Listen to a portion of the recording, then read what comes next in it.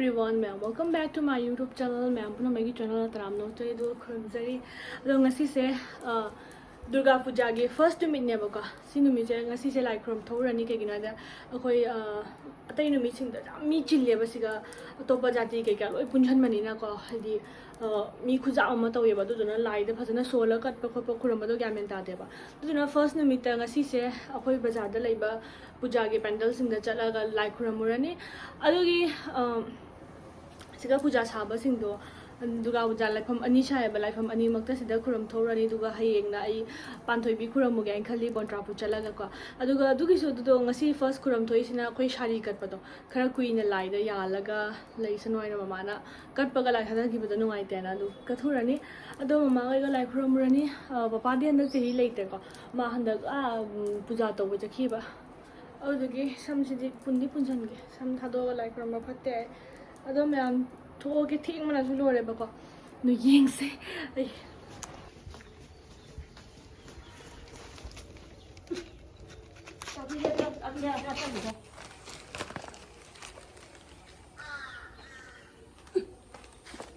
chặt là sao chứ cũng có tàu này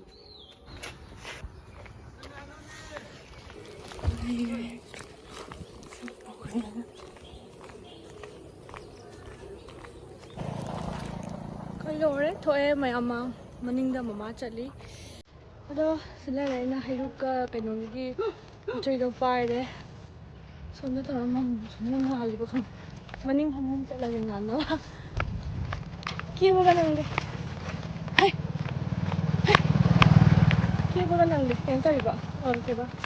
mama thenge na adi nom chu churak tore sam ka da sem nangde pura sam hato ga cluster na sa chapsal le ba do ngasi se first numit ta khoina khuram do na mi chin de ba adugi su mathakta phajana su mantra sole chin da bani na adagi apoi shari kat pudu su khara kuina lai de inna le ri phaina ko adu do no ma'am ni halake no ma'am asina koi gi bazar gi hana phangba kalibari hana thangni aba kalibari gi pandal ne ba ko sida hana sida chahi kudingi koi gi cheng chak hawai do koi gi haira tawna katpado pure to ahan ba numit ina mi di kya tinba oidre se bor numit ke ka di mi yam sathi na tille ba ko to pa jati de koi kun gi mete ke ka hup to na siga loi jaw ye ba ko sina khwai chawre hai tare do moi gi la gi bhok ke kra su to adu di koi chadre dum kano taw bani na nungai ta na ko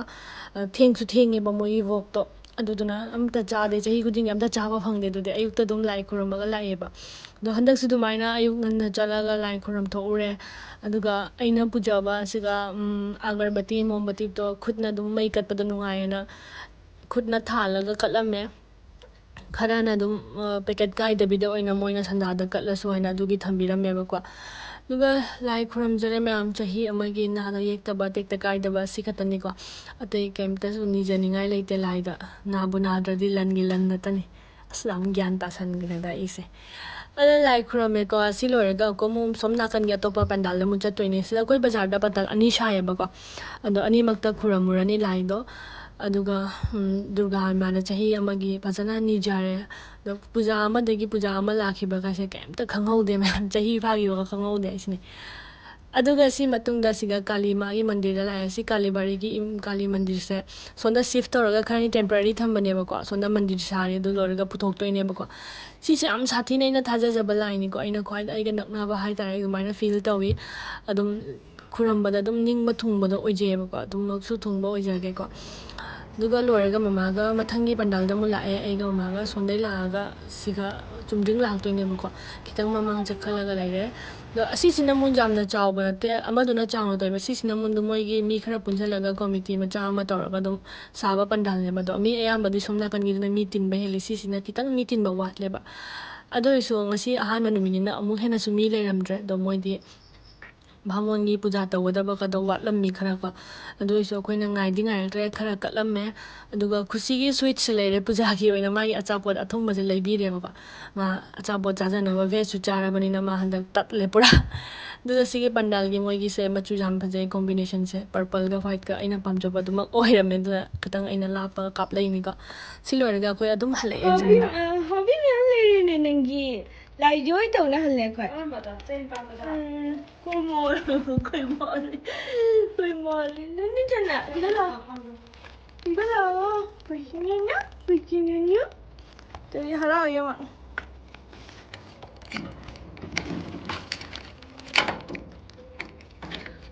sao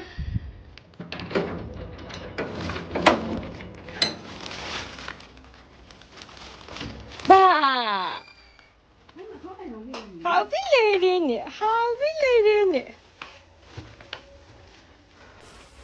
Putin cài là chỉ cái dòng đấy bố bốc tờ lấy bố bốc tờ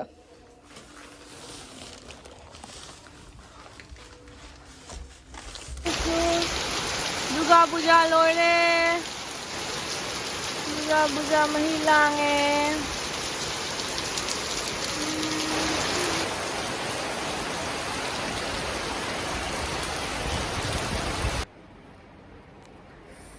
Hello everyone, adong mayam sina ay ngasay sa noong kan na chura may baka. Sanda mungkindagi noong chuba sina hujik sanda da hujik pung nga makhay tayo hujik ta kitang hangay noong se. Do hujik se ay ga pinky ga adong fast food chaba chasi na puja gi stall mayam pamidana street food chaba chasi na adong haina baka puja ko ko din natin adong chaba gitin chato se. Ado yi haina raga adong noong chuba sina kaya thenga hujik ma ay lotion na ma lakpa ngay di. Do si mga ay koi ba khopal gi tawra ba dum puja gi dress kan te dum t-shirt ko tobam li shala dum chato ngi adum chaba gi ado lakke friend ka mai chaba chaning mana lore di street food se puja da na store yam phami na hana ngang ngoi na chaba gi ta khalla ga puja ba ra do tumai na si so ai chaba gi ta khalla ga puja sari ban so saru gi ke amot tong hong mo de lai ji ba mo la se jam hao ri hao ba authentic ni khoi gi तो college तभी नहीं जा रहा मेरे कोई भी चीज़ चाप मुझे ले आई सुबह आ गई नत्ती है काय चाप हम लेके काय दो एस्थेटिक में देखो मुझे फोटो वीडियो कापी से चाप हम मत लाए अरे चानी ना तो हम मत लाए Finally, sikara lapi bazaar lagi. और sikara posters का कितना तो ये पूरे से लगा मी का बोले थे को बानी तो हमारे कस्टमर से चाव बगी कस्टमर से भाई से तो जागे रेस्टोरेंट चलिए मुल्क ने जंगी रवा भाई तेरी ना से जंगी पैसे से करनी खाली से हाँ Wah. Pulang ke selai di papan deh. Dah. Wah yang kau lagi. Mambra. Mami. Ini kan mami bah. Estetik sah tadi. Estetik ni. Perlu tu. Ngai. Kita boleh. Sao mà lên rồi bà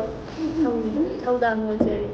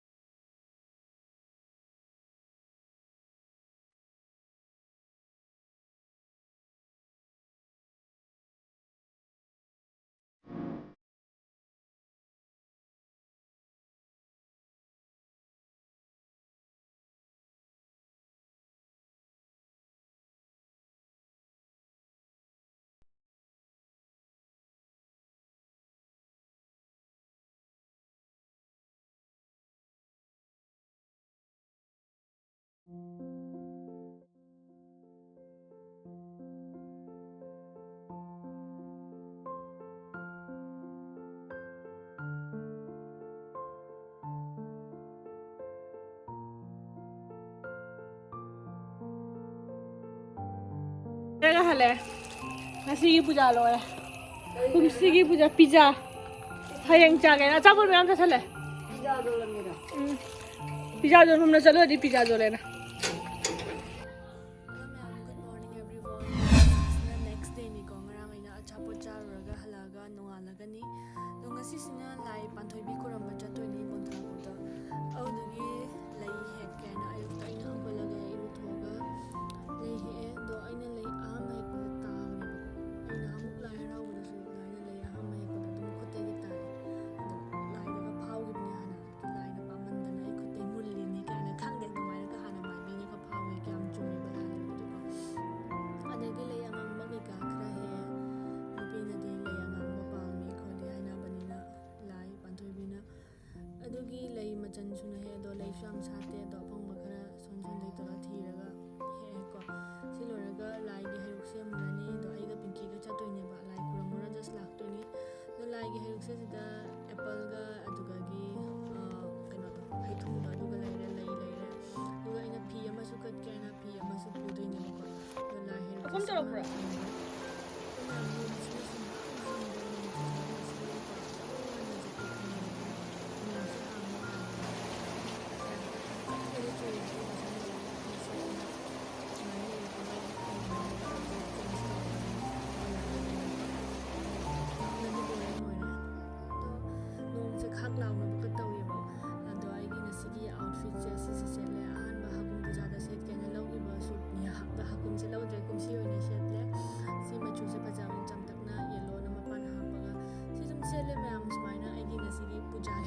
Mayam ay ko e ko nong futui phajana to lai kuram ge khallu ramina nongai ke lai kuram do bado chatta bado to de so e thonga ne sing atane se ko chei ni chei pu le ado ai auto tom gi de tin ki lai thonga no ko do nong se lore adla ke mayam pan thai bi kuram mo ma to chei tambi se do nei sing Lord, ma'am, won't keep the come no. We're up part of me and the Puja. Lord.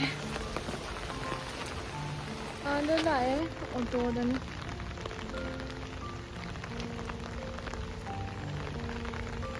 No, ma'am, no.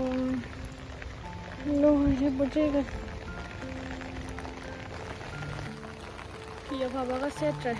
Lord.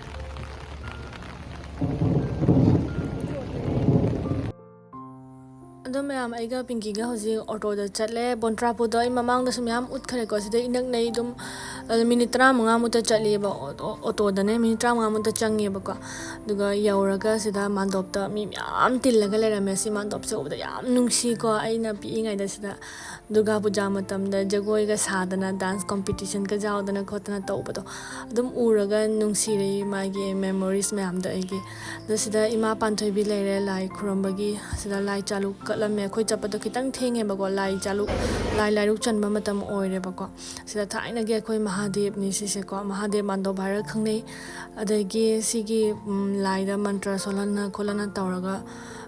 akoina puba pochai sing do kat toine ba ko siga mai bana soli panthoi bi gi di no mi sing je yong to sida puraga laga loina lei ni sigi da manung je pura vibes amani mai tai gi panthoi bi gi puja gi do aina kat pa fi angang mo do kat khare siga mantra solana kholana tawna wakhando sengdo I ai wakhanda khuram jaraga thamoi sengna ningba khotba bunamak tungjana baina do la aina thaumai thale ko haidi momga agarbati ga aina pubudo mai thala mai katle do lai da khuram jare sengna chahi amagi ni ko panthoi bi uba bhangi je sumaina aduna mayam si loraga akoi dum chak kho hai ba do akoi chak magdi cha roi bandra do mandop ta dum halani jum da ko do thamoi sengna ningjare do aigi ningba maksu thungba oijara ke hanak chahi da gi ko dum lai da khuram jare duga mi khutin se ubada khununga ma hanagi khoi ge jum mana ki ibung sing dai di mi myam ubada dum nungai ko ngasi dum iten ne adum nungai hadi matam jamna spend torok ka sunga tang chalu bodo jamna fresh oi ba wakhan do hanagi dagi lai gi sini bontrapur kola china gi ni sina mathak lakai son da su la leba dugari nong chu bani na chalu dre na mai ude gi se uje pai re amon do pra khoi gi mai bi ma le na le khoi lai krom no re han do re ꯅꯣꯡꯅ ꯆꯄꯤꯠ ꯆꯄꯤꯠ ꯆꯄꯤꯠ ꯒ꯭ꯌꯥꯟ ꯃꯦꯟ ꯇꯥꯗꯦ ꯑꯗꯨꯒ ꯕꯣꯔꯥ ꯆꯅꯥ ꯈꯔ ꯂꯩꯔꯒ ꯍꯟꯈ꯭ꯔꯒꯦ ꯑꯩꯒ 이만한비씨가 알라이거나 아하 잘라게 할라게노 아 Dal borado, macam tu. Cera, noi kita tengok dulu. Noi nak tengok begini ya. Acha.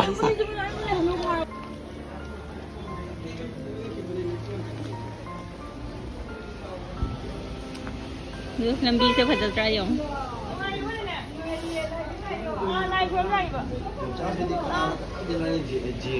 Magi pong na holam dam ni na makhang na daw mi late re. 아들이 해 그노래 뭐 그럼 이제 하는 병자도 정말 좀 내일이야 봐 ꯑꯗꯣ ꯃꯌꯥꯝ ꯑꯩꯈꯣꯏ ꯁꯤꯡꯖꯨ ꯕꯣꯔꯥ ꯌꯣꯟꯕ ꯁ꯭ꯇꯣꯜ ꯑꯃꯗ ꯂꯥꯛꯑꯦ ꯁꯤꯒ ꯏꯅꯝꯃ ꯍꯣꯏꯅ ꯐꯖꯅ ꯁꯤꯡꯖꯨ ꯍꯧꯔꯝꯃꯤ ꯑꯗꯣ ꯈꯔ ꯉꯥꯛꯇꯪ ꯉꯥꯏꯌꯨ ꯍꯥꯏꯅ ꯄꯤꯡꯀꯤꯒ ꯑꯩꯒ ꯉꯥꯏꯔꯦꯀꯣ ꯕꯣꯔꯥꯗꯣ ꯐꯣꯡ ꯐꯣꯡ ꯁꯥꯕ ꯄꯨꯈꯣ ꯍꯥꯏꯅ ꯑꯗꯒꯤ ꯉꯥꯏꯕ ꯑꯣꯏꯅ ꯁꯤꯡꯖꯨ ꯄ꯭ꯂꯦꯠ ꯑꯃ ꯄꯤꯖꯔꯛꯑꯦ ꯑꯗꯣ ꯐꯖꯅ ꯁꯤꯃꯨꯛ ꯆꯥꯊꯣꯛꯑꯦ ꯑꯗꯨꯒ ꯕꯣꯔꯥ ꯍꯧꯕ ꯉꯥꯏꯔꯤꯅꯤ ꯏꯕꯥꯅꯤꯁꯦ ꯁꯤ ꯕꯣꯔꯥꯒ ꯁꯤꯡꯖꯨꯒ ꯂꯩꯔꯒ ꯌꯨꯝꯗ ꯑꯗꯨꯝ ꯆꯥꯛ ꯆꯥꯍꯧꯗ꯭ꯔꯕꯅꯦꯕꯀꯣ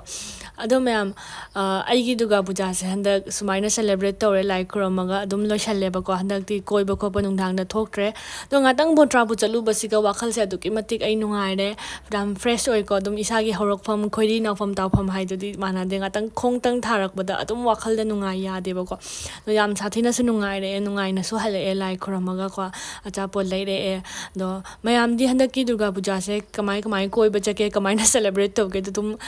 ꯀꯣꯃꯦꯟ ꯇꯧꯕꯤꯔꯝꯃꯣꯕ ꯑꯩꯒꯤꯗꯤ ꯍꯟꯗꯛꯁꯤꯒꯅ ꯂꯣꯏꯁꯜꯂꯔꯦ ꯃꯊꯪꯒꯤ ꯕ꯭ꯂꯣꯛꯇ ꯑꯃꯨꯛ ꯊꯦꯡꯅꯔꯁꯤ ꯃꯌꯥꯝ ꯕꯥꯏ ꯕꯥꯏ